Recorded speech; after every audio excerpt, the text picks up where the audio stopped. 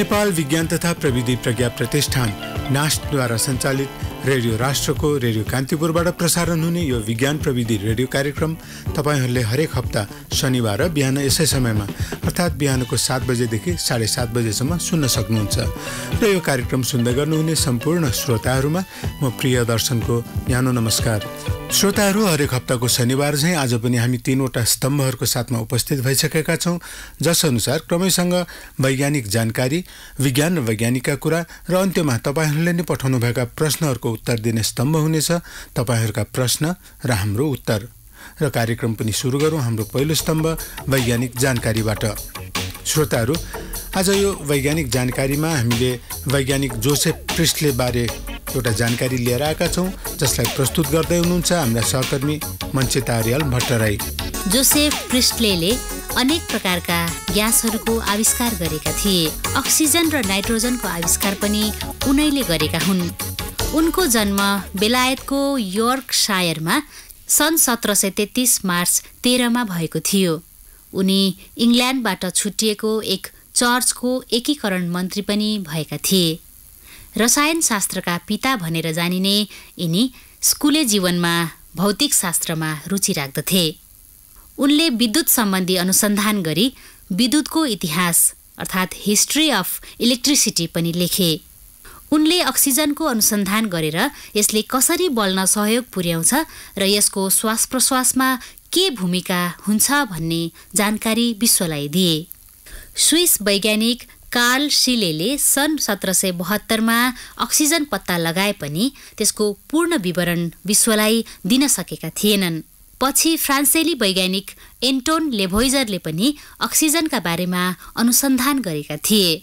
उनले नै अक्सिजन नामाकरण पनि गरेका हुन्। प्रिस्टले पनि अक्सिजन लगायत अमोनिया, कार्बन डाइअक्साइड जस्ता ग्यासहरू पनि छुट्याएका थिए। जोसेफ प्रिस्टले सन् 1774 फ्रान्स गएर एन्टोन लेभोइजरलाई भेटे। प्रिस्टले फ्रान्सेली क्रान्तिका समर्थक थिए। क्रान्ति विरोधीहरूले उनको घर, पुस्तकालय र प्रयोगशाला सबै खतम पारिदिए। जीवनको उत्तरार्धमा उनी अमेरिकाको पेन्सिल्भेनिया गए र बाँकी जीवन त्यही बिताए। उनको मृत्यु सन् 1804 मा भयो। वैज्ञानिक जोसेफ प्रिस्टले बारेको यो छोटो जानकारीपछि अब पालो भएको छ दोस्रो स्तम्भको अर्थात् विज्ञान र वैज्ञानिकका कुराको। विज्ञान र वैज्ञानिकका कुरामा आज हामीले 2वटा सामग्रीहरू लिएर आएका छौँ। पहिलोमा छ चिकित्सा शास्त्र नोबेल पुरस्कार 2018 र त्यसपछि हुनेछ वनमान्छेको वंशाणुमा बोल्ने गुण हुँदैन सम्बन्धी एक लेख। सन् 2018 मा चिकित्सा शास्त्रमा नोबेल पुरस्कार कसले पायो त, यस सम्बन्धी एक लेख रहेको छ, जसलाई तयार गरेर प्रस्तुत गर्दै हुनुहुन्छ हाम्रा सहकर्मी लिपिका कर्मचार्य। विस्फोटक पदार्थ डाइनामाइटका आविष्कारक एवं स्विडेनका वैज्ञानिक अल्फ्रेड नोबेलको नाममा सन् 1900 मा नोबेल पुरस्कारको स्थापना भयो र सन् 1901 देखि नोबेल पुरस्कार प्रदान गर्न थालिएको हो। सन् 1833 मा जन्मेका अल्फ्रेड बर्नहार्ड नोबेल डाइनामाइटको व्यापारबाट निकै धनी भए। सन् 1895 मा उनले एक इच्छा पत्र तयार पार्न लगाएर आफूले आर्जन गरेको सम्पत्तिबाट अक्षय कोष स्थापना गरे। उक्त कोषबाट प्राप्त आम्दानीबाट विज्ञानतर्फ चिकित्सा शास्त्र वा फिजियोलोजी, भौतिक शास्त्र र रसायनशास्त्रमा महत्त्वपूर्ण आविष्कार वा खोज गरे बापत साहित्यमा उत्कृष्ट योगदान र विश्वमा शान्ति कायम गर्न महत्त्वपूर्ण योगदान पुर्याएका व्यक्ति वा संस्थालाई नगद राशि सहितको पुरस्कार प्रदान गर्ने निर्णय गरियो। हरेक वर्ष 6 विभिन्न विधामा नोबेल पुरस्कार दिने गरिन्छ। तीमध्ये शान्ति पुरस्कारका विजेता छनौट र घोषणा नर्वेली संसदले गर्ने गर्दछ भने बाँकी 5 विधाका विजेताको छनौट र घोषणा स्विडेनका सम्बन्धित प्रतिष्ठानहरूले गर्ने गर्दछन्। पुरस्कार विजेताको नाम हरेक वर्षको अक्टोबर महिनामा घोषणा गरिन्छ र नोबेलको निधन भएको दिन डिसेम्बर 10 मा स्टकहोममा आयोजना गरिने विशेष समारोह बीच पुरस्कार प्रदान गर्ने गरिन्छ। पुरस्कार विजेतालाई नोबेलको चित्र अंकित पदक, प्रमाणपत्र र नगद पुरस्कार प्रदान गरिन्छ। पुरस्कारकै क्रममा यो वर्ष सन् 2018 को चिकित्सा शास्त्रतर्फको नोबेल पुरस्कार अमेरिकी तथा जापानी वैज्ञानिकलाई संयुक्त रूपमा प्रदान गरिने भएको छ।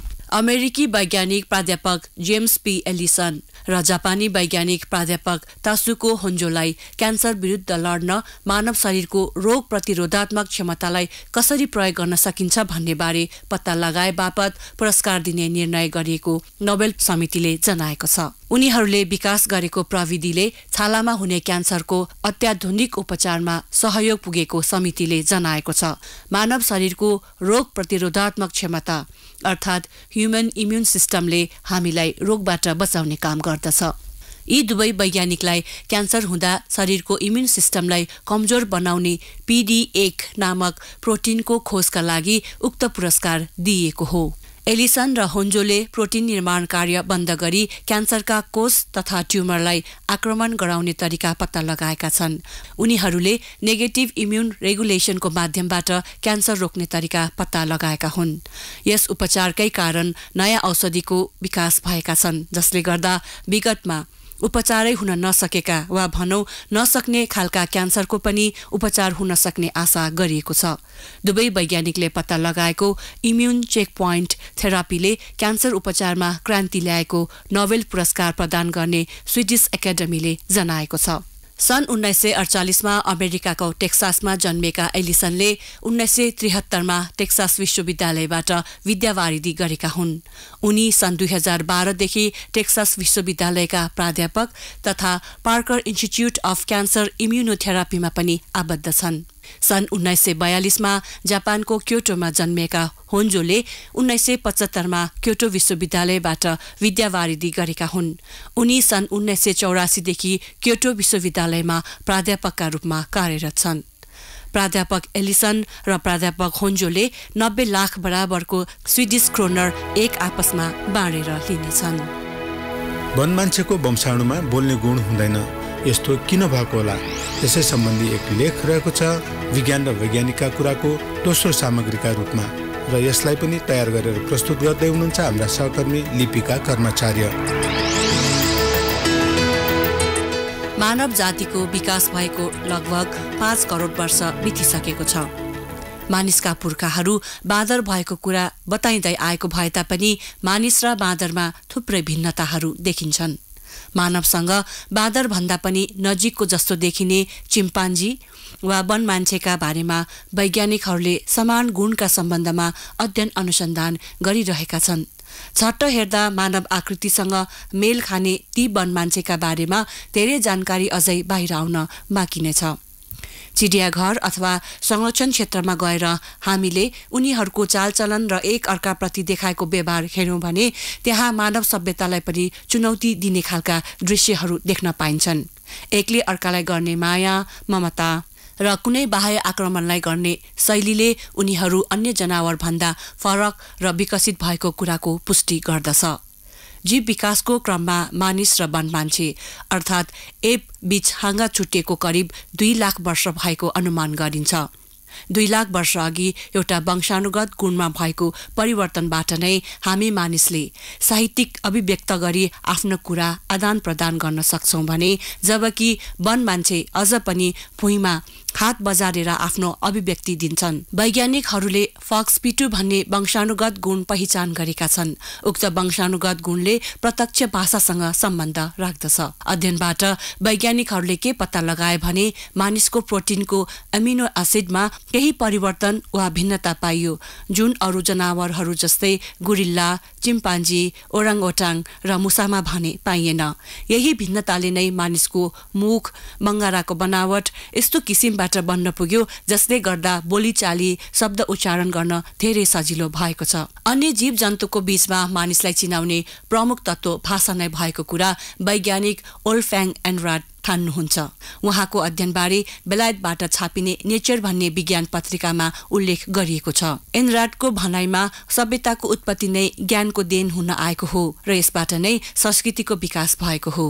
वैज्ञानिकहरूको अनुसार मानिसमा 60,000 मानिसका वंशानुगत गुण पाइन्छन् र तिनै गुणको गोप्यता प्रकाशित गर्ने क्रममा फक्सपिटुले विशेष पहिचान राखेको हो।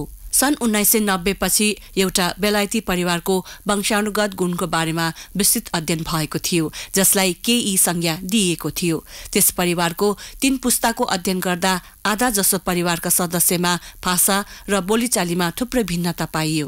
के यी परिवारका धेरै फरक पाइएको सदस्यहरूको अध्ययन गर्दा उनीहरूका फक्स-पिटू को नमुना फरक पाइयो, जसले गर्दा उनीहरूको ओठ, जिब्रो तथा उच्चारण गर्ने तरिकामा पनि फरक पाइएको हुन सक्दछ।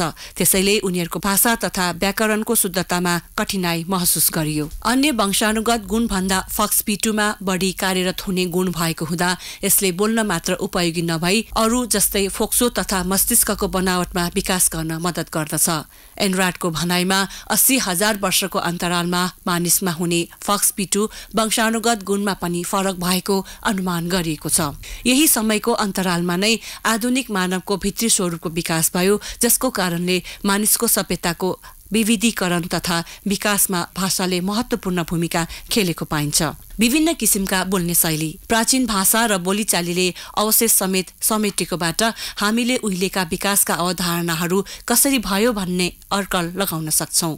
मानव सभ्यताको क्रममा एक आपसमा सहयोग र सम्बन्धको महत्त्वबारे जब महसुस हुन थाल्यो, त्यति बेला सांकेतिक भाषाको विकासको साथै बोलीचालीले पनि त्यसको ठाउँ ओगट्न थाल्यो। यसले गर्दा एक आपसमा सम्बन्ध एवं सम्पर्क गर्न सजिलो भयो। विस्कन्सिन स्थित जियोलोजिकल सोसाइटीमा वातावरण संरक्षण शिक्षाको निर्देशक तथा वन मान्छेको वंशानुगत गुण सम्बन्धी विशेषज्ञ डन सेन्ट जर्जका अनुसार गुरिल्ला र वन मान्छेको एक आपसमा सम्पर्क गर्ने आफ्नै किसिमको शैली हुन्छ। जब उनीहरू केही खतराका अनुभव तथा खानाहरूको स्रोत भेट्टाउँछन्, तब उनीहरूले अनुहार, हात र बोलीले संकेत गर्ने गर्दछन्। त्यसका अतिरिक्त जब उनीहरू मान्छेको सम्पर्कमा आउँछन्, त्यति बेला अनौठा क्रियाकलाप जस्तै अङ्कमाल गर्ने, आत्मीयता प्रकट गर्ने गर्दछन्। त्यसैले मानिसको जस्तो मस्तिष्कको विकास नभए पनि उनीहरूले एक आपसमा सम्पर्क गर्ने गर्दछन्। त्यसैगरी अरू प्राणीहरू जस्तै डल्फिन, व्हेल, सुगा तथा अरू चराहरूको बोलीचाली साथै भाषाहरूबारे विभिन्न वैज्ञानिकहरूको आफ्नै तर्कहरू छन्। वंशाणुविदहरू मानिसको फक्स-पिटू र अन्य जातिहरूको फक्स-पिटूको भिन्नताबारे अरू थप अनुसन्धानमा तल्लिन्छन्। उनीहरूले फक्स-पिटूको बारे धेरै कुराहरू पत्ता लगाएका छन्। यस अनुसार मानिस र चिम्पान्जी तथा व्हेलको डीएनएमा खासै फरक नभए पनि डीएनएमा सूक्ष्म फरकले पनि भौतिक तथा शारीरिक बनोटमा ठूलो परिवर्तन ल्याइदिने थाहा पाइएको छ। जस्तो कि मानिस र वनमान्छेको डीएनएमा 2% मात्रै फरक छ, तर ती दुईको शारीरिक एवं मानसिक विकासमा ठूलो अन्तर छ। डीएनएमा देखिएको त्यही 2% को अन्तरले मानिसलाई मानिस बनायो, जबकि उसको नजिकको पुस्ता वनमान्छे सभ्यताको दृष्टिले कति पछाडि पर्न गयो। श्रोताहरू, हाम्रो यो कार्यक्रमको अन्तिम स्तम्भ लिएर हामी केही बेरको व्यापारिक विश्रामपछि फेरि उपस्थित हुने नै छौं। त्यतिन्जेल रेडियो राष्ट्रको रेडियो कान्तिपुर सुन्दै गर्नुहोला। यो व्यापारिक विश्रामपछि तपाईहरूले नै पठाउनुभएका प्रश्नहरूको उत्तर दिने स्तम्भ अर्थात् तपाईँहरूका प्रश्न र हाम्रो उत्तरको पालो भएको छ। आज तपाईँहरूका प्रश्नहरू लिएर आउँदै हुनुहुन्छ सञ्जयश्वर श्रेष्ठ र ती प्रश्नका उत्तरहरू प्रस्तुत गर्दै हुनुहुन्छ मञ्चिता आर्याल भट्टराई। आज हामीलाई पहिलो प्रश्न प्राप्त भएको छ श्रोता रमेश केसीज्यूको। उहाँले यो प्रश्न पुरानो बानेश्वर काठमाडौँबाट पठाउनु भएको छ। उहाँको प्रश्न यस प्रकार छ: ध्रुव तारा सधैँ एकै स्थानमा अटल रहेको देखिन्छ, अरू ताराहरूको जस्तै यसको स्थान किन परिवर्तन नभएको होला? रमेश केसीजी, ध्रुव तारा सधैँ एउटै स्थान अर्थात् पृथ्वीको उत्तरी गोलार्धको माथि देखिन्छ। अरू ताराहरू जस्तै यसको स्थान परिवर्तन भएको भने देखिँदैन। वास्तवमा ब्रह्माण्डका सबै पिण्डहरू, ग्रह, तारा, उपग्रह सबै परिवर्तनशील छन् वा ती एक ठाउँबाट अर्कोमा सरिरहन्छन्। ताराहरूको वास्तविक स्थान परिवर्तनबारे पृथ्वीबाट त्यति सजिलै र हाम्रो एउटा जुनीमा थाहा पाउन गाह्रो हुन्छ, किनभने ती लाखौं करोडौं प्रकाश वर्ष टाढाका पिण्डहरू हुन्। ताराहरूको स्थान परिवर्तनको जुन कुरा छ, त्यो ताराहरूको गतिले होइन कि पृथ्वीको गतिले ठम्याइएका हुन्। भन्नुको तात्पर्य, पृथ्वीले सूर्यलाई परिक्रमा गर्ने क्रममा यो एक ठाउँबाट अर्कोमा गुज्रदै जान्छ। यसकारण एउटै ताराहरूको समूह नदेखि क्रमशः परिवर्तन हुँदै गएको देखिन्छ। अब आयो त्यसो भए ध्रुव ताराको स्थान परिवर्तन भएको किन नदेखिएको त? यसको मुख्य रहस्य हो ध्रुव तारा पृथ्वीको उत्तरी गोलार्धको ठिक मास्तिर बसेको छ, वरिपरि होइन। भनौं, कोठामा हामीले घुम्दा आफ्नो वरिपरिको झ्याल र ढोकाहरू क्रमशः परिवर्तन हुँदै गएको, तर शिरमाथिको दलिन उही ठाउँमा रहिरहेको भने जस्तै हो। यसै कारणले ध्रुव तारा अनादिकालदेखि मानिसलाई दिशा जनाउने सूचक ताराको रूपमा रहेको छ। पहिले यसैका आधारमा मानिसहरू राति दिशा पत्ता लगाउँदथे, खास गरी समुद्रमा यात्रा गर्दा। यस्तै अर्को प्रश्न हामीलाई प्राप्त भएको छ रविना लामा कास्कीबाट। उहाँले प्रश्न यसरी लेख्नु भएको छ, पृथ्वीमा भन्दा चन्द्र धरातलमा मानिसको उचाइ केही बढ्छ भनिन्छ, के यो कुरा साँचो हो? रविना लामाजी, हो, पृथ्वीमा भन्दा चन्द्र धरातलमा मानिसको उचाइ केही मात्रामा बढ्छ। चन्द्रमामा टेक्ने दोस्रो अन्तरिक्ष यात्री माइकल कोलिन्सको भनाइ पनि यस्तै थियो। उनको एक लेखमा चन्द्रमामा उनीहरूले आफ्नो साविक उचाइमा झण्डै 2 इन्च जति बढेको अनुभव गरेको कुरा उल्लेख गरेका छन्। वास्तवमा यो कुरा चन्द्रमामा मात्र होइन कि अन्तरिक्षमै पनि हुने कुरा हो। यसको कारण हो गुरुत्वाकर्षण। अन्तरिक्षमा गुरुत्वाकर्षण हुँदैन, चन्द्रमामा भए पनि कम्ती मात्र हुन्छ। पृथ्वीमा हाम्रो शरीर गुरुत्वाकर्षणले गर्दा तानिएको हुन्छ। गुरुत्वाकर्षण नहुनासाथ त्यो फुक्छ। खास गरी यस्तो असर जब हाम्रो डडाल्नुको कुप्रिएको हाडमा पर्दछ र स्वतः केही इन्ची उचाइ बढिहाल्छ। मानिसको शरीरमा यस्तो गुरुत्व बलको असर ठुलो हुन्छ। जस्तो अन्तरिक्षमा जाँदा त्यहाँ गुरुत्वाकर्षण नहुने हुँदा शरीरभित्रको तरल पदार्थ द्रव्यहरू सबै टाउकोतिर सोहोरिन थाल्छन्। यसले गर्दा टाउको भाग भन्नाले अनुहारका कोषहरूमा द्रव पदार्थ हुन्छ र ती फुल्न थाल्छन्। झट्ट हेर्दा सुन्निएको जस्तो पनि देखिन्छ। माइकेल कोलिन्सका अनुसार उनलाई अन्तरिक्षमा जाँदा आफूसँगैका साथीहरू नील आर्मस्ट्रङ र बुज एल्ड्रिनको अनुहार एकदमै फरक भएको उनले देखेका थिए। यस्तै हामीलाई प्रश्न पठाउने अर्को श्रोता हुनुहुन्छ रुबिता लम्सालजी जनकपुर धनुषाबाट। उहाँले प्रश्न यसरी लेख्नु भएको छ, मानिस तथा जीव जन्तुहरूको 2वटा कान हुन्छन्, तर 1वटा मात्र कान भए के असर पर्छ होला? रुबिता लम्सालजी, एउटा मात्र कानले पनि सुन्न त सकिन्छ, तर आवाजको दिशा तथा स्रोत पत्ता लगाउन भने 2 कानको आवश्यकता पर्दछ। कुनै पनि स्रोतबाट आएको आवाज 2 कानमा एकै समयमा पुग्दैन। उदाहरणको लागि दाहिनेपट्टिको स्रोतबाट प्राप्त भएको आवाज सिधै दाहिने कानमा पुग्दछ। त्यही आवाज देब्रे कानमा पुग्नलाई 0.4 मिली सेकेन्ड बढी समय लाग्दछ। यस कुराको प्रयोग गर्न तपाईँ आफै एउटा कानलाई औँलाले राम्रोसँग बन्द गर्नुहोस् र टाढाबाट साथीलाई बोलाउन लगाउनुहोस्। तपाईँलाई साथीले कुन दिशाबाट बोलायो छुट्याउन गाह्रो पर्दछ। त्यसकारण हामीलाई 2वटा कानको आवश्यकता पर्दछ। यस्तै कुरा आँखामा पनि लागू हुन्छ। अर्को प्रश्न प्राप्त भएको छ राजु गुरुङजीको। उहाँले यो प्रश्न लमजुङबाट पठाउनु भएको छ, मानिसको हातको नङ भन्दा खुट्टाको नङ ढिलो बढ्छ, यो किन र के कारणले भएको होला? राजु गुरुङजी, साधारणतया मानिसको नङ 1 हप्तामा 0.5 देखि 1.2 मिलिमिटर बढ्ने गर्दछ। खास गरी नङ कसरी बढेको हुन्छ भनेर हेर्ने हो भने यो एउटा बाहिरी छाला अर्थात् इपिडर्मिसको केही भाग मात्र हो। यो तन्किलो तन्तुबाट बनेको हुन्छ जसलाई केराटिन भनिन्छ। केराटिनको कारणबाट नङ कडा भएको हो। हाम्रो नङमा देखिने सेतो चन्द्रमा आकार भएको ठाउँबाट नङ बन्ने गर्छ र यही कारणले गर्दा होला त्यहाँनिरको नङ पातलो पनि हुन्छ। खुट्टाको नङ र हातको नङ कुन प्रकारबाट बढ्छ भन्ने कुरामा अहिलेसम्म फरक भेटाउन सकिएको छैन। तापनि मानिसको सोचाइ यो छ कि खुट्टा धेरै चलाइराख्नुपर्ने भएकोले यसको नङ नबढेको हो। तर छाला विशेषज्ञहरूका अनुसार वास्तवमा धेरै समयसम्म जुत्ता लगाउनाले आवश्यक मात्रामा अक्सिजन प्राप्त गर्न सक्दैन र फेरि शरीरको पूरा भार थाम्न पर्ने हुँदा नङ बढ्नमा अवरोध पुगेको हो भन्ने रहेको छ। कार्यक्रम विज्ञान प्रविधिमा तपाईहरुका केही सल्लाह सुझाव प्रतिक्रियाहरू छन् भने हामीलाई लेखी पठाउन सक्नुहुन्छ र हामीलाई पत्राचार गर्ने ठेगाना हो विज्ञान प्रविधि रेडियो कार्यक्रम, नेपाल विज्ञान तथा प्रविधि प्रज्ञा प्रतिष्ठान NAST, post box number 3323 Kathmandu Nepal. अथवा हामीलाई इमेल मार्फत पनि तपाईहरुले vigyantpravidi@nast.gov.np मा लेखी पठाउन सक्नुहुन्छ।